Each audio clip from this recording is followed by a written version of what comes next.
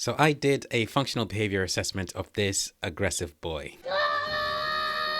Meet Bronson, labeled as difficult by his own parents. Is the most difficult child for our family. And labeled as aggressive by Supernanny. As I continued to observe this family, I saw that the younger son, Bronson, is quite aggressive.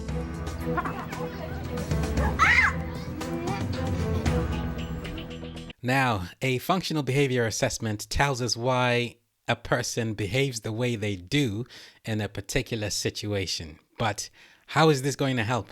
How does knowing the function of behavior change how we think? And why am I making these videos? Let's jump right in. At just 3 years old, Bronson's aggression was already getting him into some serious trouble. We had a few incidences one week at school where he was aggressive toward a staff member and threatened to pick up like a small children's chair and throw it. And so at that point, he was asked to leave the program. How long has he been suspended for? Indefinitely from that particular preschool. Bronson's nursery school has expelled him.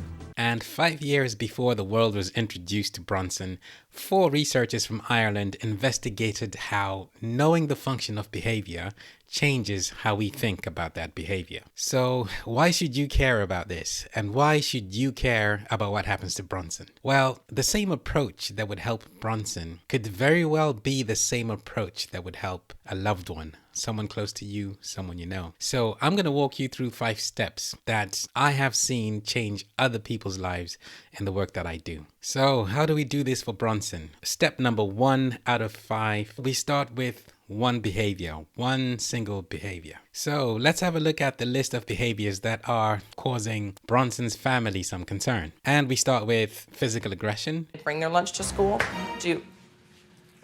And we have spitting. Sit down, please. Bad language. You stupid ass! Oh. You don't talk to mommy like that, and those words are yucky, dirty words.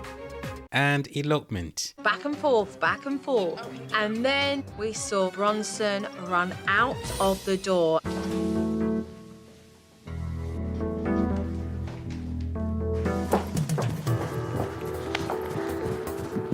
The street is right there. You're not to go this way. That is not safe. Look at all these cars, okay? He came so close to that main road that it was frightening. Quite frankly, I'm not taking no chances. I'm taking my shoes off in case I've got to run out myself.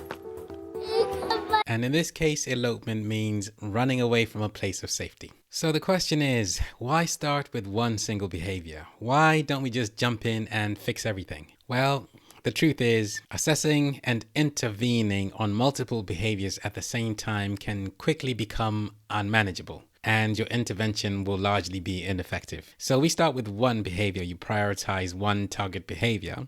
And once you make progress with that behavior, you then target other behaviors. And the way we select these behaviors is we really want to help Bronson, support Bronson. So we want to choose a behavior that's really going to improve his quality of life. So you want to be thinking about the behavior that has the biggest benefit for your loved one and your family. That is where we begin. So in this case, we're actually going to target physical aggression because physical aggression has already resulted in Bronson being excluded from school. Now, we're going to start with physical aggression and leave elopement for now because although the elopement is actually putting Bronson's safety at risk, it could be a simple solution. It could be as easy as just securing the doors. In any case, we would sit down and we would discuss which behaviors you wanted to prioritize. And then we would start from there. But it's very common for physical aggression to be a high priority behavior because of the impact that could have on the person and then also the person's family. Speaking of aggression, our 4 researchers in Ireland took 60 students and then they showed those students a 5-minute video clip of an individual named Pat being aggressive towards a staff member. But what was the point of all of this? We'll get to that in a bit. And here's a hint. So if you tackle a behavior of concern without understanding why that behavior is happening, you actually risk making things worse. You could inadvertently reinforce that behavior. So that is something that should be kept in mind. So many years ago, before I worked in the field of behavior analysis, I actually worked with a young man who displayed behaviors of concern. And these behaviors were in the form of property destruction, physical aggression, and we really didn't have a clue how to help him. We didn't have any effective strategies. We didn't understand why the behavior was happening. We didn't know the function. But we can help Bronson. We can at least come up with a strategy for helping Bronson. And so step number 2 out of 5 is where we analyze the behavior of concern. And we can do this in 2 ways.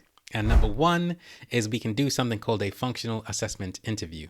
Now, ideally, this is an interview carried out with someone who actually knows the person and has observed these behaviors over a long period of time, so they have a good understanding. And we would sit down, go through this structured interview, which lasts for between 45 to 90 minutes. This interview can reveal the reason why this behavior is happening. And in fact, this is what we see in the following clip. He doesn't get his way.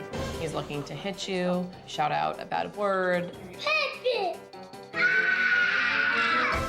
So here we learn that Bronson hits when he doesn't get his own way. So we know that Bronson hits to get what he wants. So we have 2 possible functions. One is tangible and the other is attention. So that's the first way that we analyze behavior. Now the second way is to look at ABC recordings. Now the A is the antecedent, which is what happens before the behavior, which is the B. And then the C is the consequence, which is what follows after the behavior. And these things are important, the antecedent and consequence, because they tell us the function of behavior. All behavior is strongly influenced by what happens closely before the behavior and also closely following the behavior. That's why ABC recordings are important. They can reveal the function. So ABC recordings come from direct observations, and these direct observations should happen throughout the day on different days to get a full picture. So is this what the researchers in Ireland did? Well, not quite. Our 4 researchers took the 60 students and divided them into 3 groups of 20. Now, although each group saw the same video, they received differing information. And that is because the video clip had different voiceovers for each group. Now, why would they do that? What was the importance of this? And what was in the video clip? We'll come to that in a minute. Okay, so it is time for us to do some ABC analysis. So let's have a look at some clips of where Bronson is actually displaying this behavior of concern, physical aggression. Hey, the bat's for hitting a ball, not your brother. Nobody's for hitting. The ball is for hitting, okay? So in this clip, we see Bronson playing with his brothers. So that's the antecedent. Bronson is playing. And then the behavior is we see Bronson is using the toy bat to actually hit one of his brothers. And then the consequence is what happens afterwards, which is that Mom steps in and then delivers a reprimand to Bronson. Now, that reprimand is not necessarily a bad thing to, how to explain this? It's also attention. So you're delivering reprimand, but at the same time, you're also delivering attention. Now, if you have more than one child, or if you have a sibling, you have a brother or a sister, then maybe at some point in your lives you've had, shall we say, a disagreement. I have a sister, and when I was 10, she was about 7, and we used to fight quietly. We'd be pinching each other quietly in the back of the car. That was a long time ago. I love my sister. Anyway, it looks like hitting is part of the behavioral repertoire when Bronson is playing with his brothers. So what are we going to do about this? How can we help Bronson? Let's have a look at the next clip. Dad started to get dinner ready. Is that one? You know what? This one will work. Yeah. But Bronson started again. Well, am I gonna eat in the air? Yeah. Am I gonna eat in the air? Oh, who'd you hit? Kitty. Yeah. Are we allowed to? What's the rule? What's the rule? It is. No, exactly.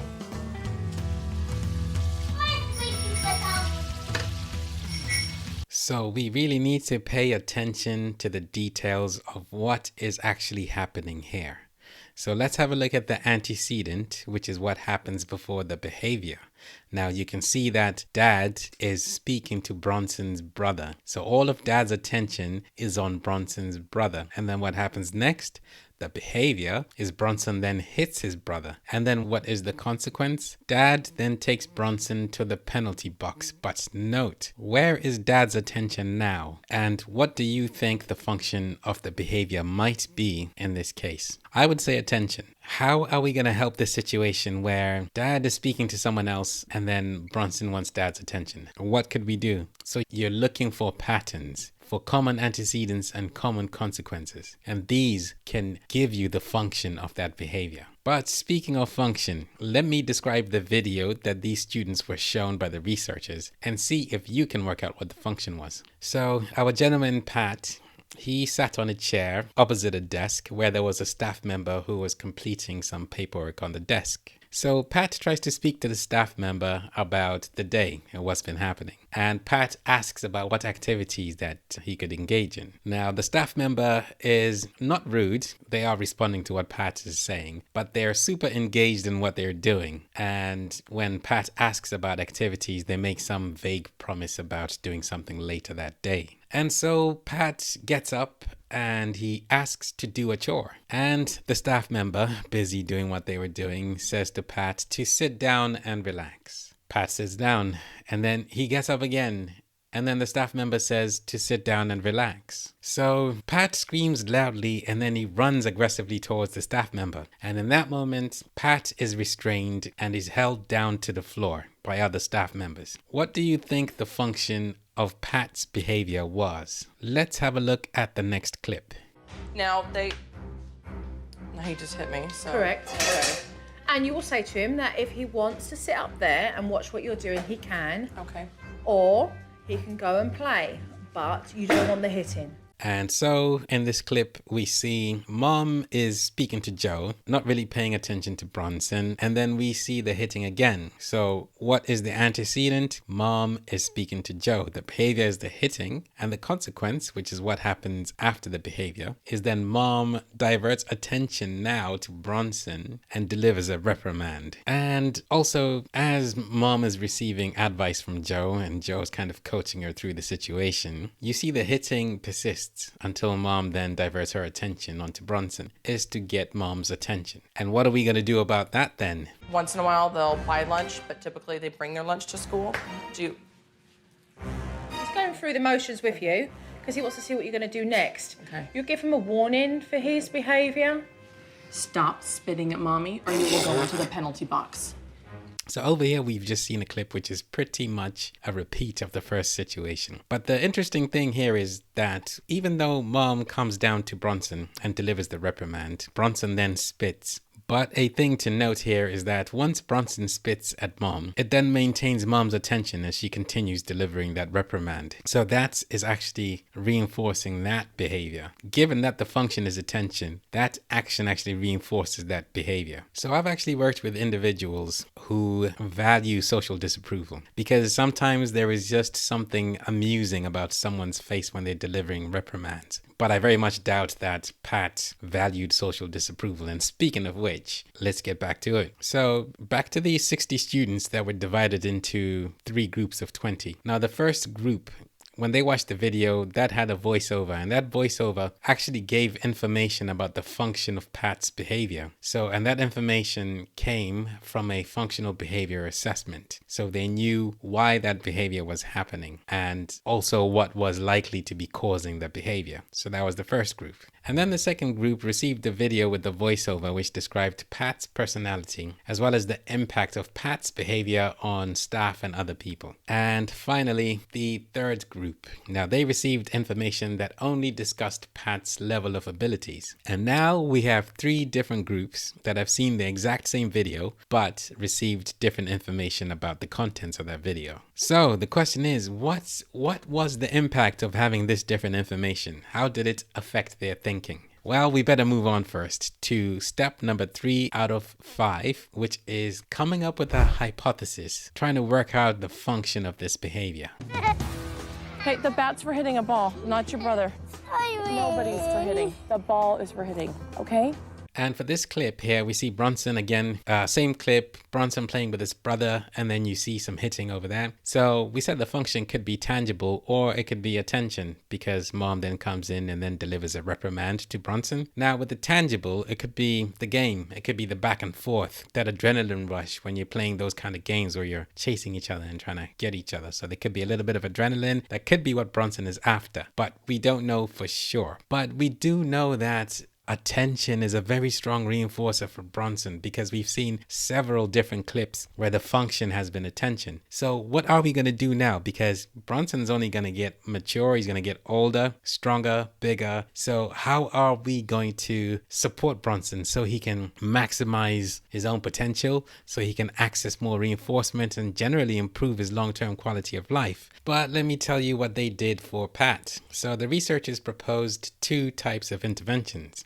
The first intervention was actually based on the function. It was based on the reason, the understanding of why Pat was behaving the way he was. The second was a general intervention which wasn't related to the function. And that intervention was actually to give Pat medication. So this could be medicine with a sedative effect, and to actually put him in a room where he could just have some space. A big part of the intervention that was actually based on function was to give Pat meaningful things to do, to make him a valued member of the community. So given these groups different levels of understanding about why the behavior was happening, how would they view these interventions? Well, we better move on. And so step number 4 of 5 is to develop an intervention for Bronson. Now remember, we change other people's behavior by changing the environment. And that environment includes our own behavior. When we sit down and develop an intervention together, we really must take into account 3 things. Number 1 is the scientific evidence. What does the research say? Number 2 is our expertise. How experienced are we at implementing this kind of intervention for this kind of population?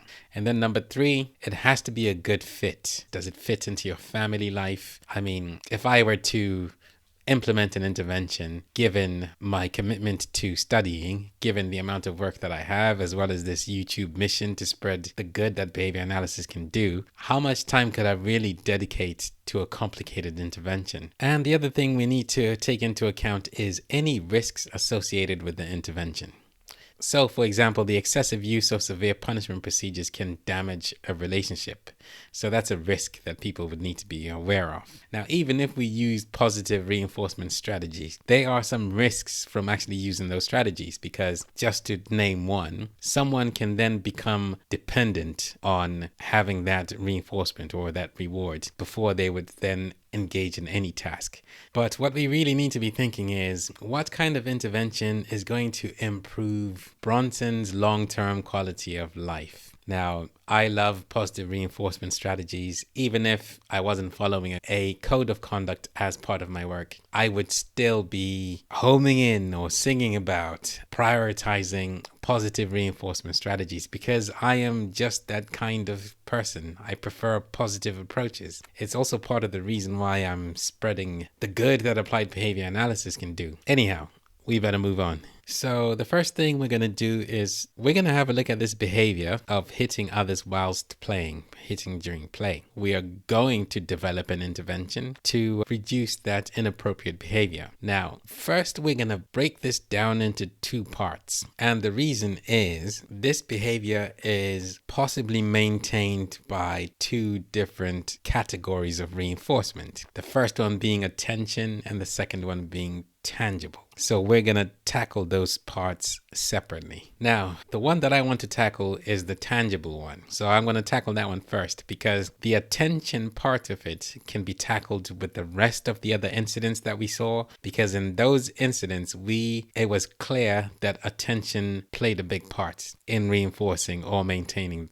those behaviors. And so, tackling this play fighting and this inappropriate interaction when playing with the brothers, the first thing we're going to do is we're going to look at our ABC, the antecedent behavior consequences. Now, we call this that 3-term contingency, ABC, antecedent behavior consequence. And the first thing that we would look at is, what antecedent strategies could we introduce that would then reduce this behavior? So antecedent strategies are strategies that are put into place before the behavior happens. Now, the first thing we could do is to schedule activities that are incompatible with play fighting. These are activities such that if you are engaging in these activities, you cannot play fight. So for example, you might regularly schedule time for some art and craft, to do some drawing, or time to play board games, or these days PS5. And so the second thing we could do is to implement strategies that act on the motivating operations. And basically what this means is we would change how much Bronson values play fighting. And the way we would do this is to teach and schedule activities that would give the same thrill, the same back and forth, and the same excitement, but are actually appropriate. So for example, some examples might be playing tag or playing hide and seek. We would explore these games and see which one was the best fit. And the idea is by having these activities regularly, it reduces the value of play fighting because Bronson already has an appropriate outlet for that physical exertion, the thrill, the back and forth, and the excitement. The third thing is we're going to teach some skills. We're going to teach some rule-governed behavior. And what we're going to do is we're going to teach Bronson to always have kind hands. So we would explain to Bronson what kind hands means. So it might be something like arms by your side and feet on the ground. And we would do this not in a situation where Bronson is upset, distressed, or off baseline. We are going to do the teaching when Bronson is happy, relaxed, and engaged. Now, the benefit of this is you are talking about what you should do and not about what you shouldn't do. So it's better to say have kind hands than to say don't hit people. It's more positive. And once again, this is a strategy. This is a strategy that I've actually used in my own work or working with other behavior analysts, implementing a similar kind of strategy, which was proven to be effective in that particular context. Now, when Bronson is seeking that thrill, when he wants that back and forth, we want to prompt Bronson to actually ask for these appropriate games. So if we're seeing that before any hitting or anything like that happens, but it's kind of looking like it might happen, doesn't sound very behavioral, does it? Then that's when you want to prompt Bronson to ask for these appropriate games that give that back and forth, the thrill, the excitement, the running around, that outlet. So that's the strategy you would use then. And what you really want to do here is show Bronson that asking works. So when he asks for this game, deliver it as soon as you can, as best as you can, making it as fun as you can. So you want a higher quality of reinforcement from Bronson actually asking appropriately versus getting that thrill from hitting other people. So up next are the consequence-based strategies, and these are strategies that are put into place after the behavior happens. And so the first thing to really talk about here is differential reinforcement. So this means that you are providing reinforcement for one behavior, but you are withholding reinforcement for another behavior. So the differential is from the difference in reinforcement. One is reinforced, the other one isn't. Now in this case, as I said before, when Bronson asks for this game, you want to provide that reinforcement. You want to make it fun. You want to make it quickly available. And you just want to make sure he has a good time. Now, when Bronson shows that behavior, that play fighting behavior, you want to stop that as soon as possible because you want to minimize reinforcement for that. You don't want him to get the thrill from that. And over time, the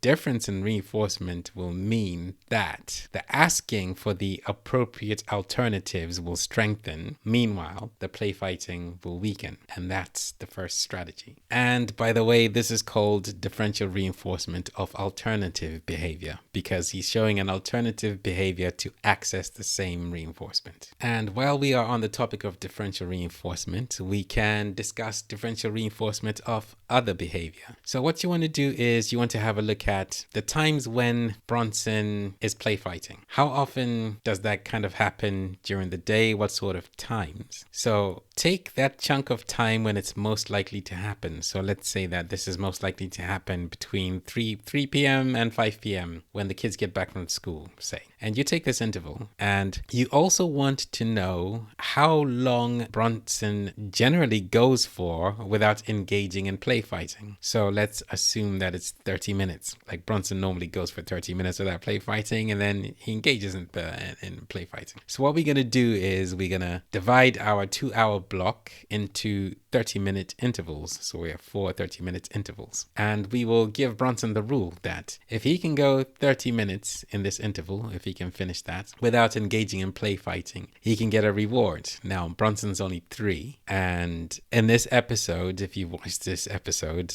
like I have, then you'll know that Bronson actually suggested going to the park or getting ice cream as a perk for showing good behavior. So we could use a sticker chart or a reward chart. Anything, whatever Bronson can understand, that's actually called a token economy. So we use this reward chart. So that's after every 30 minutes, Bronson gets a reward. And if he gets 4 of them, then he can go to the park or he can get ice cream or whatever it may be. Now, just some minor points to bear in mind. It's better if the reinforcement comes quickly. The time between the behavior and reinforcement, the shorter that time interval, the better. So that's differential reinforcement of other behavior. That's one consequence-based strategy. And so back to our researchers in Ireland and the 60 students. They watched the same video but then received different information about the videos. Now following this, they then took a test, and this test measured the acceptability of the intervention being used. Now we have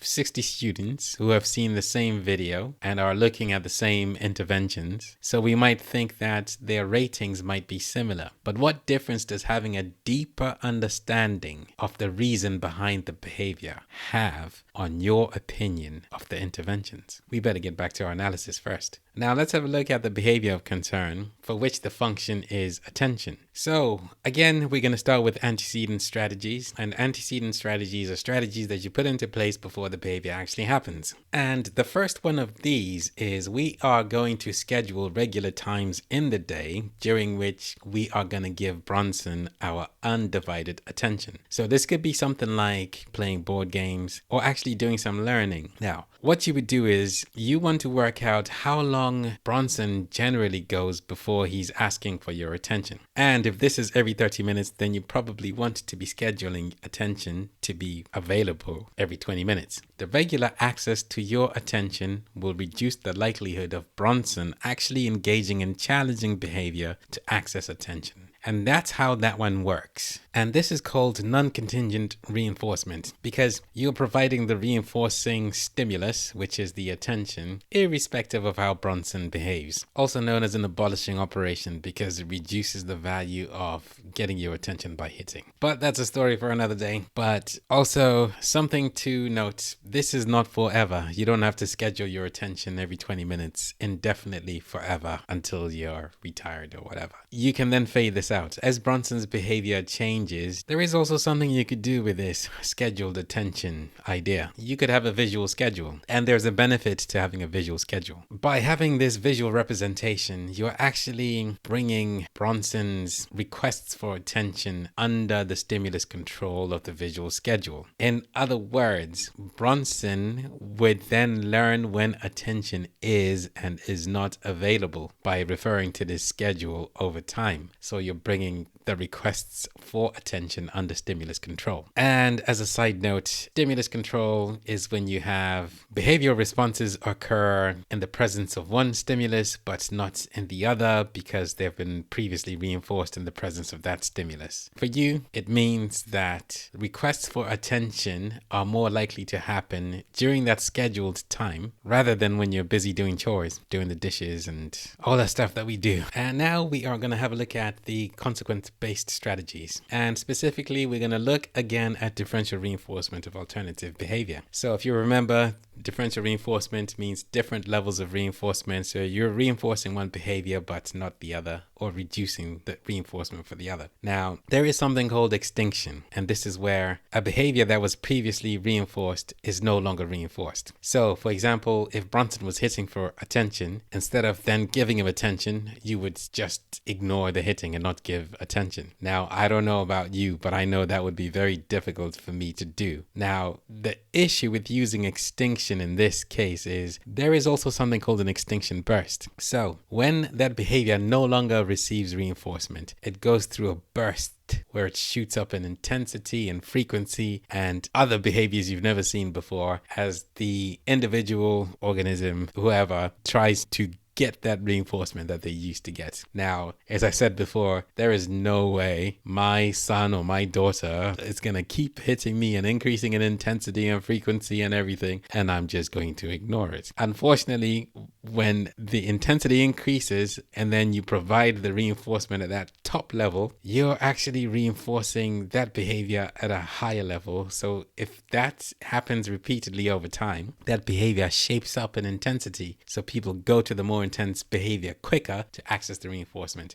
And that's how a lot of challenging behavior actually develops. So not recommended. Do not use extinction as part of this without combining it with other strategies. So here's what we are actually going to do. We are going to provide as minimal attention as we can. So, number one, we are going to prompt Bronson to show us kind hands. And the reason for this is it's incompatible with hitting. Then we're going to deliver reinforcement for that. And that could be verbal praise. It's nice work, or nice being kind, nice showing me kind hands. Now, the second thing is we're going to prompt Bronson to actually ask for our attention. Bronson, do you want to talk to dad? Do you want to talk to mum? Say, can I talk to you? Or tap me on the shoulder. And as soon as he does that, then we provide the appropriate attention. So now, by reducing the reinforcement that's being provided for hitting and having that incompatible behavior in between, we are actually breaking the link between the hitting and the attention by introducing other appropriate things to do between those two things. Now, another thing here that's pretty important. So if Bronson hits and then you prompt him to show kind hands and then you prompt him to ask for your attention and then he then asks for your attention, you then deliver that attention. But you want to deliver it for a shorter time than if Bronson independently came to you and just asked for your attention. So for example, you might do 5 minutes in that chain of events. But if Bronson came up to you without hitting and without any challenging behavior and asked for your attention, you would then do it for 10 minutes. So that differential reinforcement over there will strengthen one behavior and weaken the other. However, if you do find that Bronson is finding it really difficult to wait for your attention, then that's another skill that we need to work on. And then the other thing we could do is use the differential reinforcement of other behavior, much like we did before. So if you remember, we had a 2-hour block and 30-minute intervals, and for every 30 minutes Bronson did not engage in play fighting, he would get a sticker. Now, we can use the exact same strategy to include fighting in there or to include hitting in there. So here's the truth, and here is a bit of a rant. So punishment is almost a default strategy for organizations, for people, society, whatever. Because what you'll find is everybody kind of knows what punishment is. You don't need to know much to be able to put punishment into place. You don't need assessments. You don't need to understand why the behavior happens. You just want to suppress the behavior. And you aren't actually trying to meet the person's need. So you're not really worrying or thinking about the need. There are always reinforcement procedures that could be put into place to bring about that behavior change that will improve someone's quality of life. However, doing that, it takes a lot of work, a lot of reinforcement strategies, a lot of planning, collecting data, adjusting your strategies, and then also it requires training. It requires more work to put in the reinforcement procedures. But then often the reinforcement procedures will teach a skill that will make someone's life better, improve their quality of life over time. So what you'll find is a lot of the time we default, as I'm speaking as a parent, my default is to a punishment procedure because it's the easiest thing to do. But however, thinking about improving someone's quality of life, really, we need to be looking at positive reinforcement procedures. And that's without even looking at the code of ethics, which says that we ought to prioritize the positive reinforcement procedures before looking at anything else. Anyhow, I digress. And step 5 is implementing your intervention. Now, you might be someone who hasn't experienced challenging behavior. Perhaps you've seen it on television or in a program. Or you could be someone who's actually living with severe challenging behavior on a daily basis. When you put these interventions in and you're trying to run these interventions, it can be stressful because you're in a high pressure environment and you're trying to do the best for the people that you love. My question would be, is there any way you could get any outside help? And is there any way you could look at the competing contingencies, all the things that you have to do on a day-to-day basis? Is there a way of arranging your family's life so that implementing these interventions is easier and can therefore improve your quality of life? whatever the situation, you just do your best in that time. And sometimes change takes time. I think the important thing is you need to know that what you're doing works, that it's part of science and you're implementing it with compassion, not just for the person you're looking after, but for yourself as well. Follow the plan as best as you can, write it down, and regularly check yourself. So why am I making these videos? I want to make a positive contribution to the world, no matter how small.